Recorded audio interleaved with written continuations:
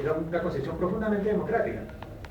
Entonces él trata de hacer eso, y en medio de eso él muere, 1924. Entonces nosotros decimos que el periodo fundamental de la revolución se da entre 1917 y 1924. Los bolcheviques ni siquiera eliminaron la propiedad privada de las fábricas en 1917 cuando tomaron el poder. En realidad el decreto de eliminación de la propiedad privada fue en 1918, un año después. O sea, ellos eran profundamente realistas.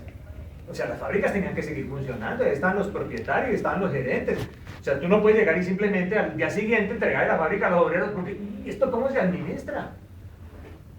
¿Ves? Ese es el lío, ese es el gran lío, de que ese proceso tiene que ser un proceso profundamente científico.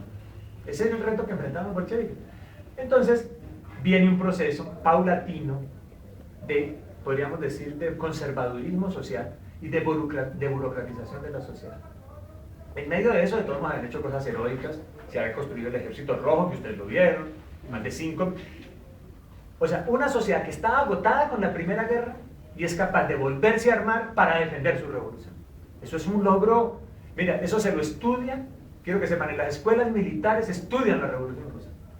Dicen, ¿cómo se hace eso? Porque es que los generales saben que en última los ejércitos están hechos de gente, de soldados, que tienen que tener convicciones. No son máquinas de disparar, sino que tiene que ser gente a la que motiven. Entonces eso es una gran lección de estrategia militar, haber construido el Ejército Rojo, que Trotsky estuvo a la cabeza de ese proceso. Bien, entonces, por ejemplo, en Trotsky se desarrolló una concepción militarista de la sociedad. Después de que terminó el comunismo de guerra, Trotsky quería mantener la militarización de las fábricas. Y Lenin polemiza con él. Dice, no señor, esto se agotó esto. Si nosotros seguimos por esa vía, vamos al desbarrancadero. O sea, no podemos seguir por esa vía. Por ejemplo, en la polémica sobre los sindicatos, Lenin dice, tienen que seguir existiendo sindicatos en Rusia. Y además los sindicatos tienen que ser autónomos. Nosotros necesitamos que los obreros tengan derecho a hacernos huelga a nosotros. Porque si los obreros están descontentos, ese va a ser el termómetro de lo que está pasando abajo. La obsesión de Lenin era la democracia más profunda de la propia clase obrera. O sea, una democracia de clase, desde luego, ¿no? Una democracia abstracta, como ¿quién era el que decía que la democracia es una mentira, una ficción? Tú. ¿Por qué es eso? Es que la democracia sin apellido no existe. ¿La democracia es burguesa o es una democracia obrera? Esa es la democracia de los trabajadores, la democracia de la burguesía, es la democracia de la clase que controla la sociedad. Entonces, punto, nos tenemos que entender entre nosotros y votamos democráticamente. Así como hacen los burgueses para no matarse entre ellos, pero de vez en cuando se mandan a matar. Entonces, hay una incertidumbre histórica. O sea, ese proceso de burocratización se fue metiendo al partido también. No solamente a la sociedad y al aparato del Estado, sino también al partido. O sea, la base del partido empieza a reflejar el proceso de conservadurismo y de burocratización. Como los funcionarios eran los que gobernaban, ya no los soviets. ¿Ves? Es diferente de cuando hay un doble poder, o sea, acá está el poder de la burguesía, acá está el poder de los obreros en los soviets, a cuando se organiza el Estado y los soviets se transforman en Estado. Y tú tienes que empezar a organizar una estructura que es de nuevo, se apoya en la estructura anterior, una estructura piramidal, autoritaria. Si tú no le metes democracia a eso, termina los funcionarios cuidando sus privilegios. Eso pasa hasta en la organización más elemental, en un sindicato, que es de lo que estamos hablando ahora. Que es una organización de los trabajadores. Llega el directivo sindical, tiene el permiso permanente, tiene además unos viáticos adicionales para poder viajar y ya se enamora de esos privilegios. Y su obsesión no es cómo forma los afiliados al sindicato para que me reemplacen. Bueno, el Estado soviético es como un gran sindicato, que no empieza a funcionar de esa manera, sino que los funcionarios se van apoltronando y como hay escasez, y hay un ejemplo muy bonito de Trotsky, porque a Trotsky le dicen, bueno, pero usted dirigía el ejército, ¿por qué no le dio un golpe de Estado a Stalin? E impidió que se burocratizara. Dijo, los procesos sociales son procesos de la realidad objetiva. Lo que estaba ocurriendo era que la sociedad de conjunto se estaba burocratizando. Eso tú no lo paras con un golpe militar. Trotsky dice, la única hipótesis válida es que Lenin hubiera llamado a los obreros a una nueva insurrección contra la burocracia. O sea, que se desatara una nueva guerra civil, ahora contra los burócratas. y Lenin era el que tenía la autoridad moral y política por haber construido el partido, por ser el principal dirigente, el que habría podido desencadenar ese proceso político. Dice, ahora vamos a eso, pero, dice, la otra alternativa, dice Trotsky, es que Lenin hubiera terminado juzgado en los juicios de Moscú junto con los otros revolucionarios. Tú no lo puedes descartar. Pudo suceder. ¿Tú has leído sobre los procesos de Moscú? Tienen que estudiar los procesos de Moscú. Los procesos es una aberración histórica. Es que los que terminaron enjuiciados, declarándose culpables y fusilados fueron todos los dirigentes de la revolución del 17. Todos. Tú miras todo el comité central y todos fueron los que no murieron de pronto de muerte natural, alguna cosa, pero todos fueron enjuiciados y fusilados por Stalin. Y el juicio son contrarrevolucionarios al servicio de Alemania. Eran acusaciones de ese tipo. O sea, y entonces, pregunta, ¿fue que Stalin se volvió malo de un día para otro? No, Stalin terminó reflejando los intereses de una capa social que había surgido, que era burocracia. Y se adaptó, pues por conveniencia personal, era proclive a eso, lo que fuera. Bien, en última se confirmó la tesis de Marx. O sea, si la revolución no se extiende al resto del mundo, si la revolución no es internacional, no hay caso. Tarde o temprano fracasará. Lo que dice aquí Lenin.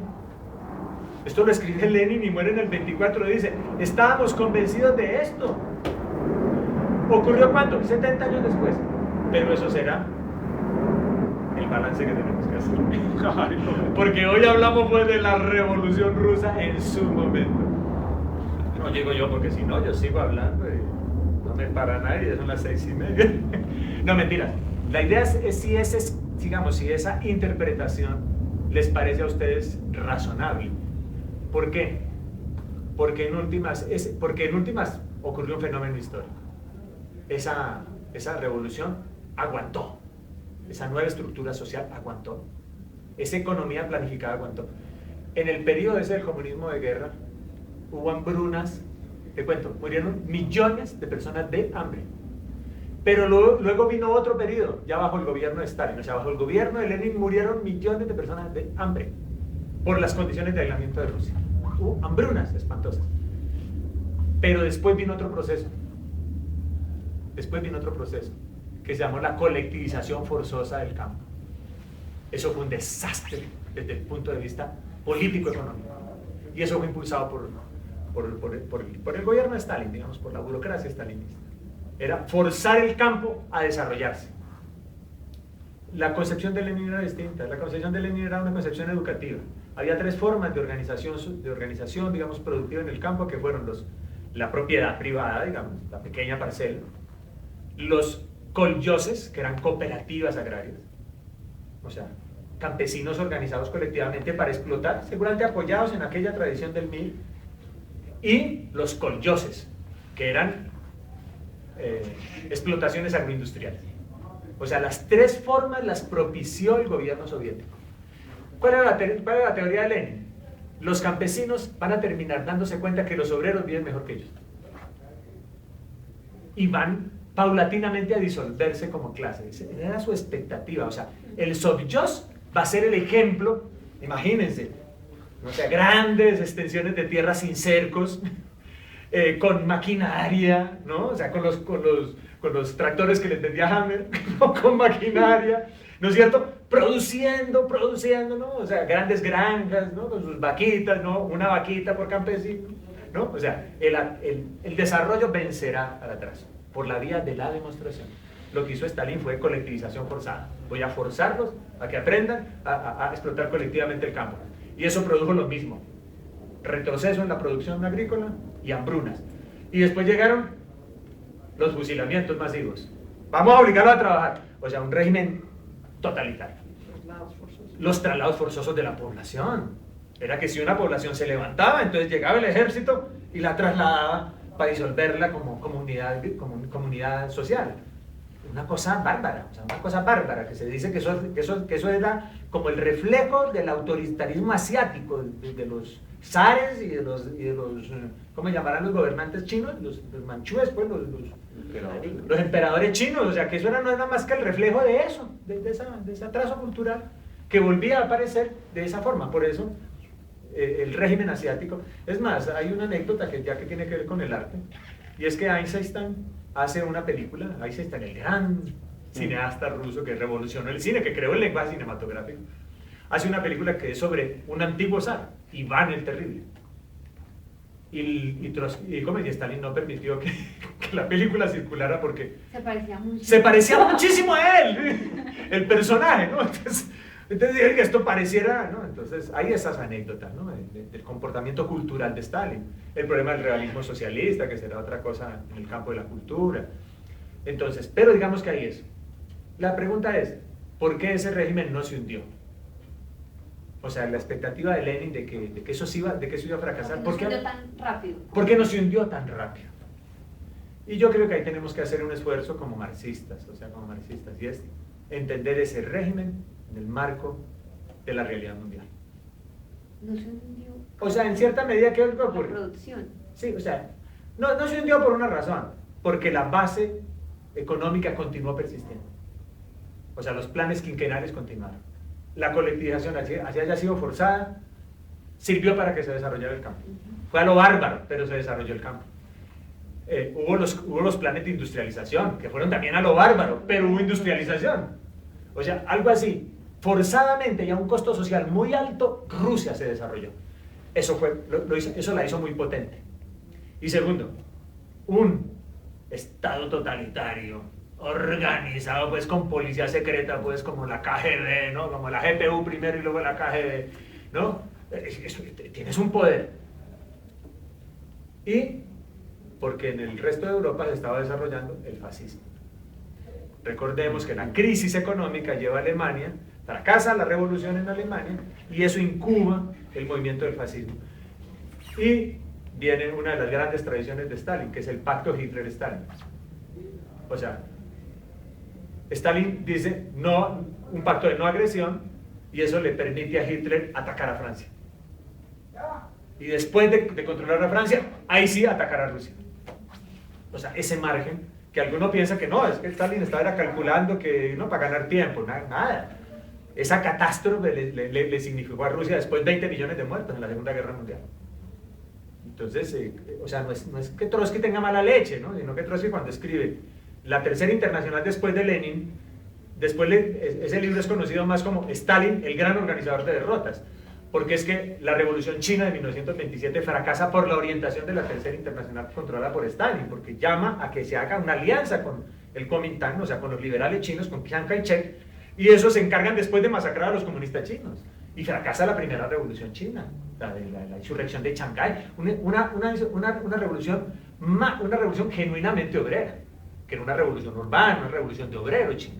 Eso fracasa y eso explica la revolución china con sus características particulares, ¿no? La gran marcha, una revolución con base campesina, una revolución con base agraria, digamos que tiene sus propias particularidades, pero dirigida por un partido comunista, o sea, por un partido comunista stalinista, que va colectivizando el campo y que eso es la base material para el lanzamiento, para el renacimiento, podríamos decir, de la revolución china.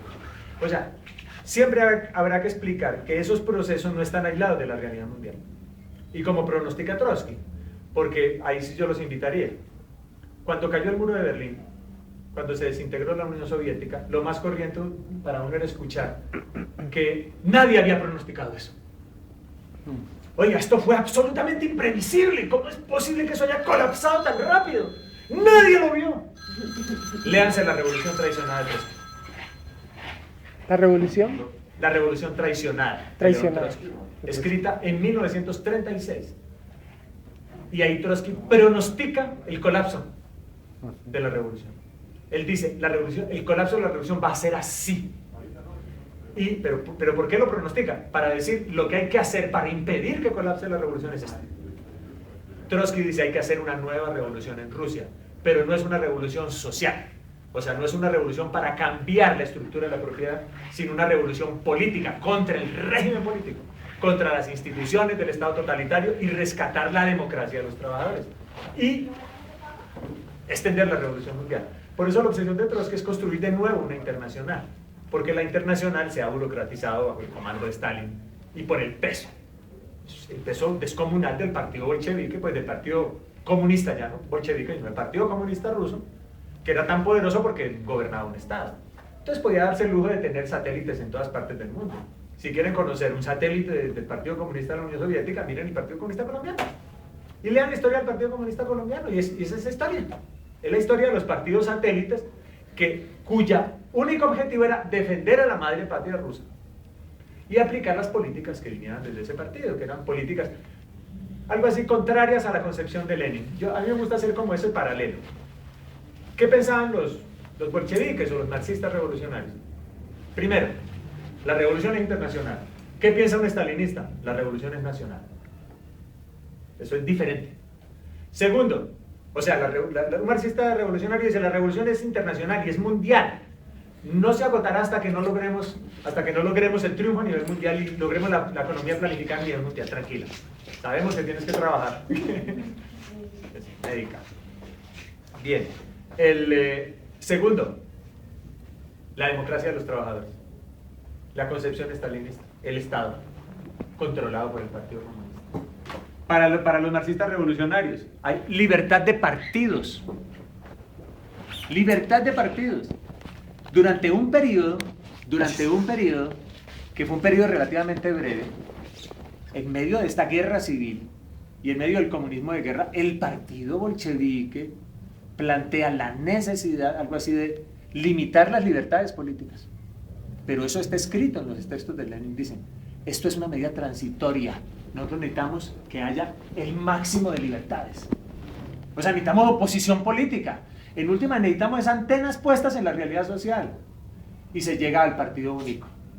Y el partido único se convierte en un partido que tiene que reflejar internamente las contradicciones de la sociedad. Y ahí te pongo un paréntesis.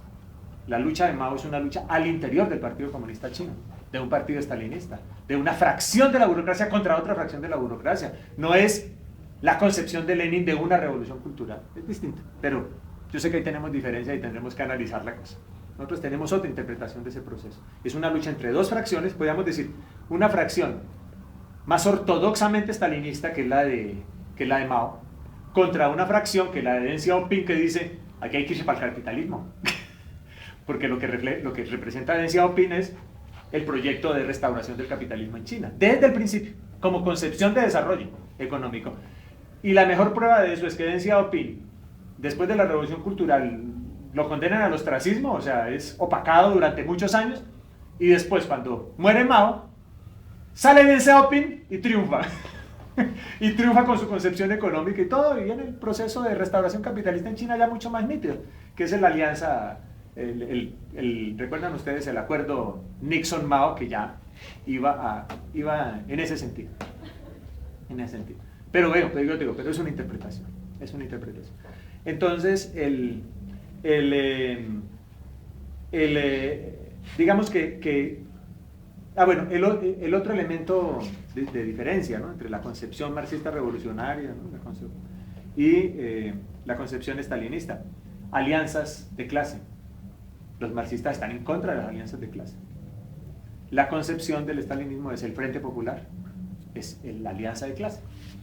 Y te lo dicen con toda sensatez, digamos, ¿no? Te dicen, no, es que necesitamos siempre buscar un sector progresista de la burguesía para aliarnos con ellos y hacer una primera etapa democrática de la revolución y las libertades, Entonces, cuando no encuentran, no sé, el Partido Comunista Colombiano ha hecho cualquier cantidad de esfuerzos de encontrar un burgués nacional progresista, te cuento. Le han pedido a los trabajadores muchas veces que voten por liberales. Contradictoriamente, el Partido Comunista ha señalado a Jorge Eliezer Gaitán como fascista, porque como Jorge Eliezer Gaitán tenía una ideología política tan mezclada, entonces lo acusaron de fascista y se aliaron con Gabriel Turbay. ¿Ves? Porque era un liberal, ¿no? Y después hacen todas las experiencias que han hecho. Pernía, y, no sé, Hernando Echeverri Mejía, ¿cómo era que llamaba? Hernando Echeverri Mejía en su momento.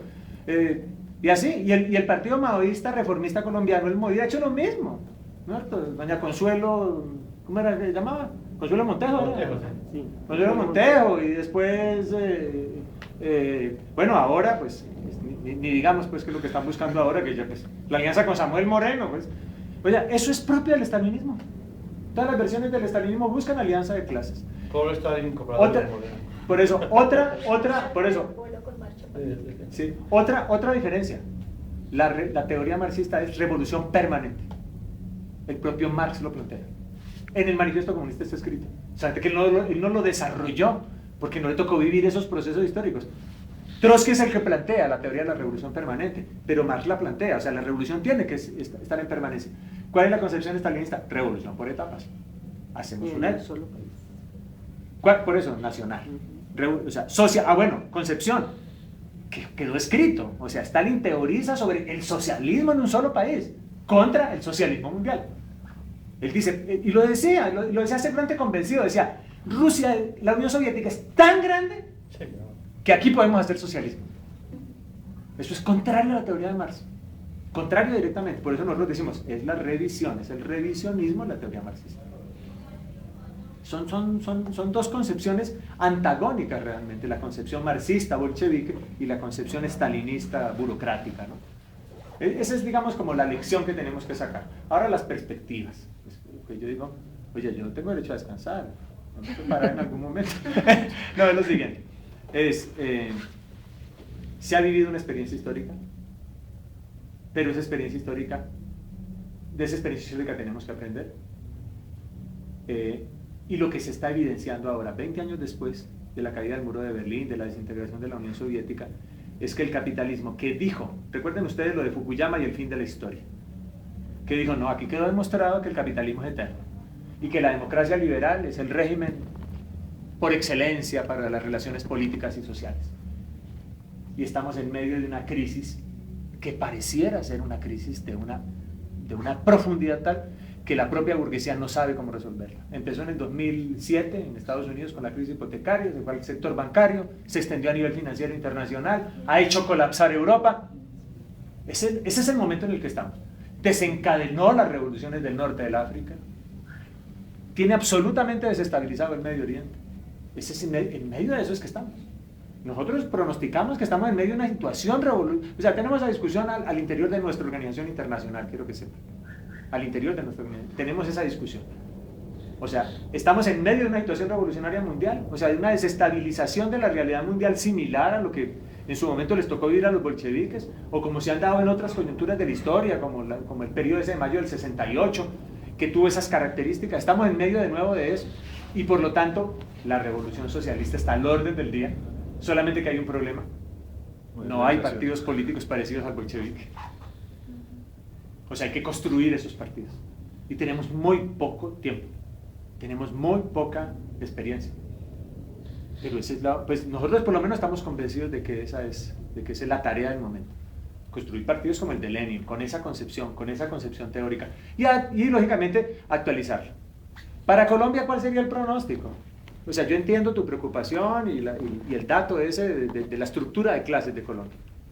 Colombia se ha desindustrializado. O sea, tenemos una clase obrera más débil desde el punto de vista de clase obrera industrial. Ahora la clase obrera a lo mejor se está concentrando en algunos lugares. La agroindustria, la minería va a concentrar clase obrera. Y esa clase obrera empieza a mostrar su capacidad con esas huelgas que está haciendo, con esas luchas que ha dado, la huelga de los cañeros, la huelga de los trabajadores de La Palma. Son obreros agrícolas. La huelga de Pacífico. Yo creo que eso es un dato muy de la realidad. No tenían ni siquiera sindicato y estallaron 4.000 obreros y pusieron en jaque a la empresa. Es el principal pozo petrolero de Colombia, el de Puerto Gaitán, lo de Pacific Fluviales. Y lo paralizaron y fueron derrotados porque no tienen una dirección revolucionaria. Fueron despedidos los 4.000 obreros y los reemplazaron simplemente. Están allá viviendo. O sea, ya hay unos procesos políticos sociales particulares. Entonces la clase obrera está mutando en Colombia. El campesinado está ahí, pero discúlpame, está profundamente derrotado. El campesinado está al final de una masacre de 20 años seguidos y de desplazamiento de ¿cuánto? Más de 4 millones de personas. Hagamos esas comparaciones a nivel internacional y proporcionalmente. Y te digo, en pocos países ha pasado lo que ha pasado en Colombia. Y en Colombia no ha habido dictadura. Nosotros decimos que el régimen colombiano, el régimen político es profundamente autoritario, es lo más parecido a una dictadura. Y hacemos elecciones y tenemos parlamento, pero el presidente es el que manda. O sea, es un régimen profundo y es un régimen que se apoya en instituciones semifascistas como los paramilitares. Esa es la realidad política colombiana. Bueno, en medio de esa realidad política es que nos tenemos que mover. ¿De qué dependerá la evolución del proceso revolucionario en Colombia? Yo diría que nosotros tenemos que apostarle a la situación internacional. Yo creo que todas las medidas que están haciendo Santos ahorita, todos los proyectos de contrarreformas que están tramitando en el Congreso, es preparándose para el golpe que va a recibir Colombia por la crisis económica mundial. Colombia se está transformando en un país que vende materias primas y cuando se retroceda, porque ya empieza a frenarse la economía china, y si se mantiene la recesión en Europa, la pregunta es ¿quién va a comprar materias primas? ¿Quién va a comprar carbón? ¿Quién va a comprar petróleo? ¿Quién va a comprar agrocombustibles? Cuando ahí empieza a discutirse el problema de la legitimidad de los agrocombustibles, empieza a recortarse el consumo de agrocombustibles, ya como políticas de Estado. Porque, por un cuento, con un argumento, que es que por sembrar, para convertir en combustibles, hay una crisis alimentaria mundial. Entonces dicen, no, tenemos que sembrar más para comer. Pero el problema de los commodities es que ya entraron en la bolsa. Aquí están vendidas las cosechas hasta dentro de 10 años. Han jugado en la bolsa con ellas.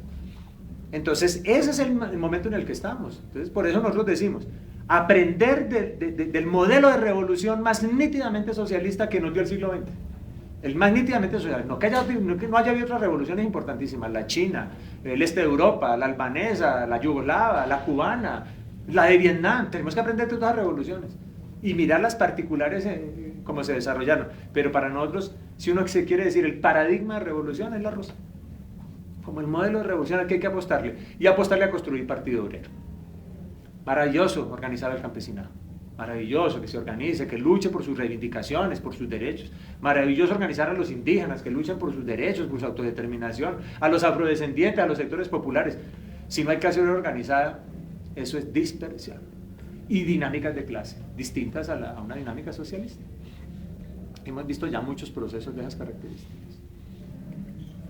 Yo dejaría allí, realmente, pero abierto a todas las preguntas, ya que sigamos en este intercambio.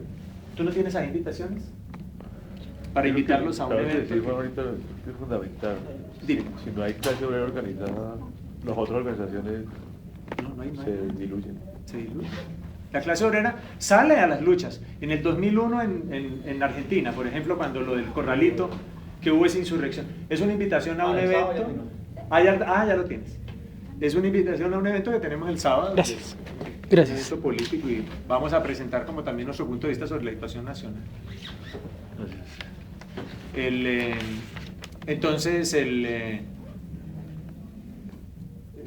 yo creo que hay que apostarle, pero tenemos que ser muy conscientes de los procesos económicos. Bueno, igual cuando uno dice proletariado industrial, en Colombia hay muchos asalariados. No son proletariado industrial, pero es del sector servicios, son empleados de las grandes superficies. Sí, según las estadísticas del mismo estado, los principales, la mayor cantidad de asalariados son servicios. ¿Servicios? Ahí están diciendo todos los empleados en industria, los empleados en Mira, en los servicios, sindicatos que nosotros hemos ayudado a agroindustria, organizar son sindicatos de servicios. independientes. El sindicato ese de mensajeros, el sindicato de Sodexo, que eran los de los restaurantes, entonces, donde hemos intervenido. Ahora nos hemos metido y estamos resistiendo el sindicato industrial que es el de Holcim. El de Holcim. Van a ir esos compañeros el sábado, esos obreros. Y nosotros le estamos apostando a eso, organizar a la clase obrera, prepararlos. En última fue lo que hizo Lenin como durante 20 años construyendo ese partido. Y los intercambios con las experiencias de los mineros de España que también hemos tenido. Sí, hemos tenido una cosa muy chévere, pues nosotros pertenecemos a una organización internacional que tiene presencia como en unos 20, 22 países. Pequeños agrupamientos, donde hay un partido más o menos fuerte, es en Brasil, y es un partido muy pequeñito en relación con el PT. Pero allá todo es grande. Con el PT, Todo es es que gigante. sí, allá todo es grande. Pero este partido es muy pequeño, pero es significativo. Y el partido más fuerte que tenemos. En medio de esta crisis en España hemos logrado avanzar con un pequeño partido que se llama Corriente Roja. E hicimos una experiencia muy bonita. Hicimos una conferencia sobre España y nos la dictó un compañero desde España a través de Skype sobre la situación española y nos habló de la huelga minera y de cómo están metidos en la huelga y todo eso. Y estamos tratando de multiplicar esas experiencias. No, no creas. Hasta lo sacamos, creo, no sé si en la página, la charla que vamos a tener sobre España. Esa fue una charla pública. Ya están en la olla, ¿no? En España. Pero no hay problema, entra al partido y te vas a enterar de todo.